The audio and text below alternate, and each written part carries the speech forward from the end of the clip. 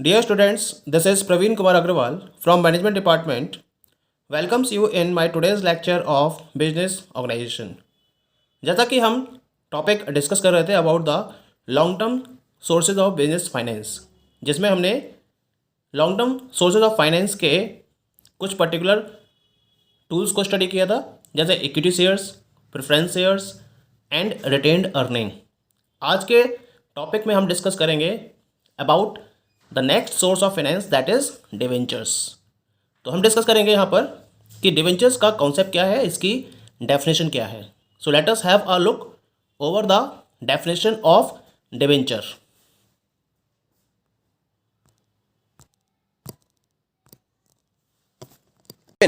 According to the section 230, तो section 230 के according debenture को प्रॉपर्ली डिफाइन किया गया है।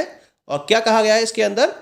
Debenture includes debenture stocks, bonds or any other instrument of a company evidencing a debt whether constituting a charge on the assets of the company or not. इस particular section 230 के according debenture का मतलब होता है debenture stocks या bonds या कोई भी ऐसा इंस्ट्रूमेंट जो ये प्रूव करे कि कंपनी के ऊपर उसका एक डेट है, चाहे वो डेट असेट्स पर चार्ज को कॉन्स्टिट्यूट कर रहा है या नहीं कर रहा है, तो हम इसे डिवेंचर का नाम देते हैं। कंपनी क्या करती है? डिवेंचर स्टॉक्स या डिवेंचर बॉन्ड्स या कोई भी ऐसा इंस्ट्रूमेंट मार्केट में अवेलेबल कराती है जो ये प्रूव करता है कि कंपनी के ऊपर ये एक डेट की तरह है, जिस पर कंपनी क्या कर रही है? अपनी असेट्स को चार्ज कर रही है या बिना असेट्स को चार्ज किए हुए भी इनको मार्केट में इश्यू किया जा सकता है, तो इसे हम डिवेंचर का नाम देते हैं। क्लियर? एक और डेफिनेशन स्टडी करते हैं इसकी हम। That was given by the justice चिट्ठी। क्या कहा था जस्टिस चिट्ठी ने? According to justice Chitty, a document which either creates a debt or acknowledges it is a debenture. बहुत सिंपल सी डेफिनेशन प्रोवाइड करी उन्होंने कि उन्होंने ऐसे डॉक्यूमेंट को जो डेट को क्रिएट कर रहा है या एक्नॉलेज कर रहा है, या तो ये डेट को क्रिएट कर रहा है या फिर ये डेट को एक्नॉलेज कर रहा है, तो ऐसे डॉक्यूमेंट को इन्होंने डिवेंचर का नाम दिया। बहुत सिंपल सी डेफिनेशन उन्होंने प्रोवाइड करी डिवेंचर की। इसका मतलब डिवेंचर क्या है? डिवेंचर एक डॉक्यूमेंट है। It is a certificate which is given by the company to the debenture holders. तो a debenture is a document issued by a company under its seal which acknowledges the debt due from the company to a person named therein with or without a charge on the company's assets। कुल मिला के debenture एक ऐसा document है जो company के द्वारा issue किया जाता है, जिस पर कंपनी की प्रॉपर सील होती है और जो एक्नॉलेज करता है डेट को, that is due from the company to a person name therein, यानी कि उस पर्टिकुलर डिवेंचर डॉक्यूमेंट पर उस पर्टिकुलर पर्सन का नाम लिखा होता है जिसके रिगार्डिंग डेट को एक्नॉलेज किया जा रहा है। और इसमें क्या होता है? कंपनी की असेट को चार्ज किया भी जा सकता है और कंपनी की असेट को चार्ज नहीं भी किया जा सकता है, तो हम ऐसे डॉक्यूमेंट को डिवेंचर का नाम देते हैं। डेफिनेशन क्लियर हो गई? कुल मिला के डिवेंचर कंपनी के ऊपर डेट को एक्नॉलेज करता है। ये तो बात हो गई डिवेंचर के कॉन्सेप्ट की और उसके डेफिनेशन की। अब हम बात करते हैं कि इसके मेन कैरेक्टरिस्टिक्स क्या हैं। तो इसके कॉन्सेप्ट को ध्यान में रखते हुए कुछ पर्टिकुलर कैरेक्टरिस्टिक्स प्रोवाइड की गई हैं। The very first characteristics is that is it is a certificate. जो डिवेंचर होता है, अब कंपनी ने किसी पर्टिकुलर पर्सन को डिवेंचर्स इश्यू किए, उसने डिवेंचर्स को परचेज किया और कंपनी के ऊपर डेट एक्नॉलेज हो गया। कैसे प्रूफ होगा? तो इसके लिए कंपनी क्या करती है? एक सर्टिफिकेट प्रोवाइड करती है। It is in a form of certificate issued under the common seal of the company, जिस पर प्रॉपरली कंपनी की कॉमन सील फॉलो की जाती है, and it is duly signed by the directors of the company. तो it is in the form of a certificate जो proof करता है कि द कंपनी इज हैविंग या the company is acknowledging the debt due to a person named therein. Okay. The second feature is acknowledges debt. It means that the debenture acknowledges indebtedness of the company to the person named therein. यानी कि जिस particular person का नाम debenture के ऊपर लिखा होता है, कंपनी उसकी क्या हो जाती है, कर्जदार हो जाती है। क्लियर? तो एक तरीके से ये डेट को एक्नॉलेज करता है। Third feature is contents. Company debenture को सर्टिफिकेट के फॉर्म में इश्यू करती है और इसके साथ साथ ये इस पर्टिकुलर डिवेंचर में स्पेसिफिक पर्टिकुलर्स को प्रोवाइड करती है। क्या क्या पर्टिकुलर्स इसे प्रोवाइड करने होते हैं डिवेंचर्स में? जैसे कि कंपनी का नेम, अमाउंट, कितनी अमाउंट से कंपनी डेट को एक्नॉलेज कर रही है, किस डेट में इसको इश्यू किया गया है, कितना rate of interest company provide करेगी ऑन द डेट, इंटरेस्ट को पे करने का मोड क्या रहेगा, मंथली बेसिस पर, क्वार्टरली बेसिस पर, एनुअली बेसिस पर, हाफ ईयरली बेसिस पर, मोड ऑफ पेमेंट क्या रहेगा इंटरेस्ट का।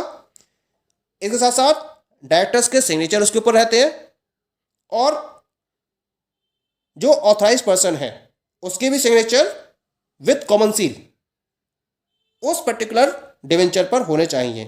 इसके साथ और भी इंफॉर्मेशन कंपनी के द्वारा डिवेंचर सर्टिफिकेट के फॉर्म में या इसमें प्रोवाइड की जाती है। तो ये सारे कंटेंट्स डिवेंचर्स में कंपनी के पॉइंट ऑफ व्यू से प्रोवाइड किए जाने जरूरी होते हैं। Clear? Next one is the issue of certificate with in time specified. क्या रहता है कि जो कंपनी है, जब कंपनी किसी पर्टिकुलर पर्सन को डिवेंचर सेल करती है और उसने उस डिवेंचर को परचेज कर लिया, तो जिस दिन वो परचेज कर लेता है या जिस दिन उसको उसका अलॉटमेंट हो जाता है, उसके 6 महीने के अंदर अंदर कंपनी को डिवेंचर सर्टिफिकेट उस पर्टिकुलर पर्सन को डिलीवर करना कंपलसरी रहता है। It means that a company is required to deliver debenture certificate within 6 months from the date of allotment. 6 महीने से ज़्यादा के टाइम में वो ऐसा नहीं कर सकती। 6 महीने के अंदर अंदर उसको अलॉटमेंट की डेट से उसको कंसर्न पर्सन को डिवेंचर सर्टिफिकेट डिलीवर करना कंपलसरी है। Clear? The next feature is issue of debenture issued in series. Usually क्या होता है, जो डिवेंचर्स होते हैं उनको सीरीज में इश्यू किया जाता है। Issue of a single debenture is not uncommon. ऐसा नहीं कि सिंगल डिवेंचर को इश्यू नहीं किया जाता है, लेकिन जनरली होता क्या है, डिवेंचर्स को सीरीज में इश्यू किया जाता है क्योंकि कंपनी एक लार्ज अमाउंट को अरेंज करना चाहती है, रेज करना चाहती है। इसी वजह से वो लगातार सीरीज में डिवेंचर्स को इश्यू करती चली जाती है। Clear? Next one is the date of repayment. A debenture certificate usually specifies the date of its redemption. जो भी डिवेंचर कंपनी के द्वारा अलॉट किए जाते हैं और उसके रिगार्डिंग जो डिवेंचर सर्टिफिकेट प्रोवाइड किया जाता है उस पर उसकी date of redemption proper way में स्पेसिफाइड होती है कि किस डेट में वो रिडीम होगा। एक बात तो ध्यान रखने वाली है इसके अंदर कि जो डेट ऑफ रिडेम्पशन है वो डेट ऑफ इश्यू से 10 साल से ज़्यादा एक्सीड नहीं कर सकती है। यानी कि जो उसकी मैक्सिमम टाइम लिमिट है रिडेम्पशन की, that can not exceed 10 years from the date of issue. लेकिन अगर मैं इंफ्रास्ट्रक्चर प्रोजेक्ट्स की बात करूं, यानी कि कंपनी है जो इंफ्रास्ट्रक्चर प्रोजेक्ट्स को सेट करने में एंगेज्ड है, तो उस केस में वो ऐसे डिवेंचर्स को इश्यू करती है जिनकी जो रिडेम्पशन पीरियड होता है वो 10 साल से ज़्यादा एक्सीड कर जाता है, लेकिन इसका जो टाइम पीरियड है वो भी 30 साल से ज़्यादा का नहीं होता है, यानी कि मैक्सिमम 30 ईयर्स तक इनका रिडेम्पशन पीरियड रहता है। लेकिन ये केवल और केवल इंफ्रास्ट्रक्चर प्रोजेक्ट्स के लिए एप्लीकेबल है, और बाकी जो जनरल प्रोजेक्ट्स हैं इनके लिए जो रिडेम्पशन पीरियड रहता है वो 10 ईयर्स से ज़्यादा एक्सीड नहीं कर सकता। Point is clear. Date of redemption के बाद next one is the payment of interest. अब हम बात करते हैं कि इंटरेस्ट का पेमेंट किस तरीके से किया जाता है।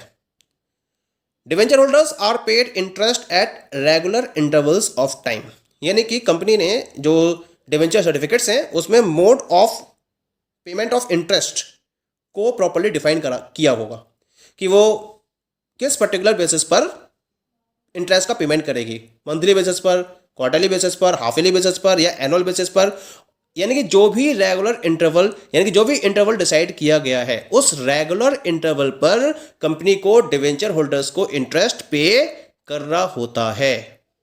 Okay, the next feature is that is the secured and unsecured debentures. Company दो टाइप के डिवेंचर्स को इश्यू कर सकती है, या तो वो सिक्योर्ड होंगे या फिर अनसिक्योर्ड होंगे। जितने भी सिक्योर्ड डिवेंचर्स होते हैं these are secured by creation of a charge on the properties और असेट्स ऑफ द कंपनी। जैसा हमने इसके कॉन्सेप्ट में डिस्कस किया था कि जो डिवेंचर्स हैं वो कंपनी की असेट्स पर चार्ज क्रिएट करते हुए भी इश्यू किए जा सकते हैं, या कंपनी की असेट्स पर बिना चार्ज क्रिएट किए हुए भी इश्यू किए जा सकते हैं।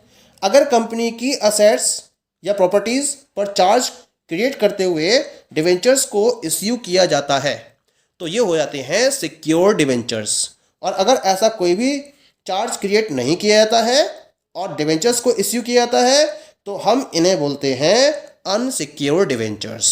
तो कंपनी के पास दोनों ऑप्शंस अवेलेबल है कि वो सिक्योर डिवेंचर्स को इश्यू करे या फिर वो अनसिक्योर डिवेंचर्स को इश्यू करे।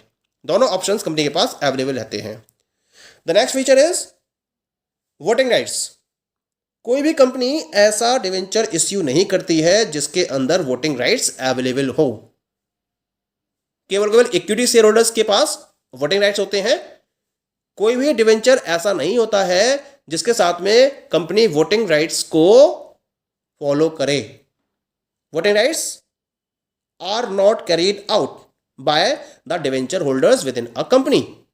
Last one is convertible and non convertible, यानी कि कंपनी कन्वर्टेबल और नॉन कन्वर्टेबल दोनों टाइप के डिवेंचर्स को इश्यू कर सकती है। कन्वर्टेबल का मतलब क्या होता है? These are the debentures which may be convertible into equity shares, यानी जिन डिवेंचर्स को इक्विटी शेयर्स में कन्वर्ट किया जा सकता है वो कन्वर्टेबल डिवेंचर्स कहलाते हैं, और जिनको कन्वर्ट नहीं किया जा सकता इक्विटी शेयर्स में वो नॉन कन्वर्टेबल डिवेंचर्स कहलाते हैं। तो कंपनी के पास ये ऑप्शन रहता है कि weather it want to issue convertible debentures or non-convertible debentures. Okay, so these all are the different characteristics or features of debentures. Okay, thank you.